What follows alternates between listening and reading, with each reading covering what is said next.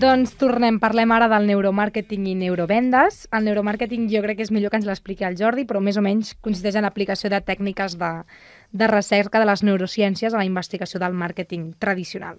Com deia, està amb nosaltres el Jordi Llong, que ell és col·laborador habitual d'aquesta secció, és CEO i creador de Dream Hunters, coach, exdirector de multinacional, formador i conferenciant. Jordi, explica'ns de què he estat parlant, què estava intentant dir. No comprometem molt la paraula neuro davant de qualsevol altra paraula, no sé, explica'm això del neuromàrqueting. Bueno, en primer lloc, hola, Júlia, hola a tots. Benvingut de nou. Després de les vacances, ets morena encara dura. No massa. Bé, no, parlar de neuro davant de qualsevol paraula no compromet. El que realment compromet és la relació entre les persones, no? Que a vegades les tractem de simples i senzilles i qualsevol relació entre dues persones ja és compromesa de per si, no? El que intenta explicar el neuromàrqueting, vale, és com pensem, com reaccionem davant de segons quins estímuls i com realment prenem decisions.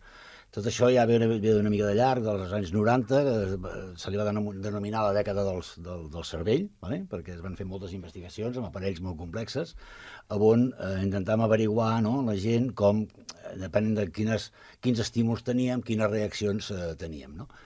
Allò es va veure a partir de l'any 2000, que era molt aplicable al món del màrqueting, al món de les vendes, vale? I entre altres coses es va veure, i no entrarem en profunditat, però que més del 80% de les decisions que prenem estan en el que en el coaching denominem el metaconscient, no? Que és per debats per sota del subconscient. És a dir, prenem més decisions basades en instint o en emoció que basades en la raó. No? I això és el que intenta explicar el neuromàrqueting, no?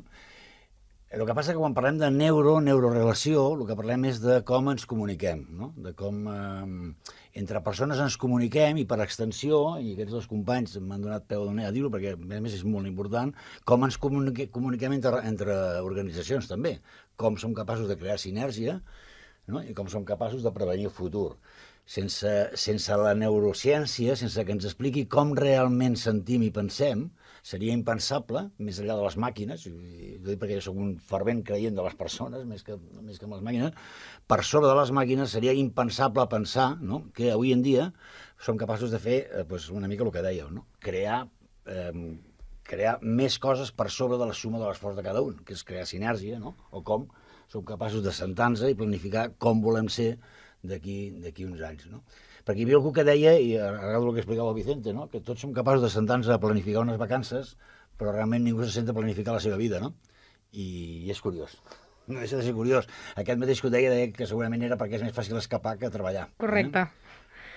Tornant una mica a això que deies, no?, de que prenem decisions més emocionalment que no per raó, estem parlant amb el neuromàrqueting de seduir sensorialment el consumidor? I a més, et diré, diferenciant entre home i dona? Estem parlant d'entendre el consumidor. Però també de incitar-lo a la compra, per exemple? No, estem parlant... Veràs, hi ha una cosa que ha demostrat la neurociència, i és que el nostre cervell odia que li venguin, però estima comprar. I això que sembla un petit matís i una petita diferència... M'has comprat aquí, perquè és així. És així, no, és així. Que fort, no ho havia pensat mai. Quan detectes tu, vull dir, no tenim gaire temps, però tu imagina't entrant en una gran superfície, unes galeries, vale? I veus el típic senyoreta uniformada o el senyor uniformat amb traje que s'acosta i penses, que vindrà, que em tocarà, que sóc jo, l'escollit, i amb coaching diem que tot allò que crides bé, no. Per tant, és veritat que el nostre cervell odia que li venguin, no li agrada. Però, en canvi, estima comprar. Té reaccions quan compra placenteres total, o sigui, molt semblants a veure un paisatge bonic, etc.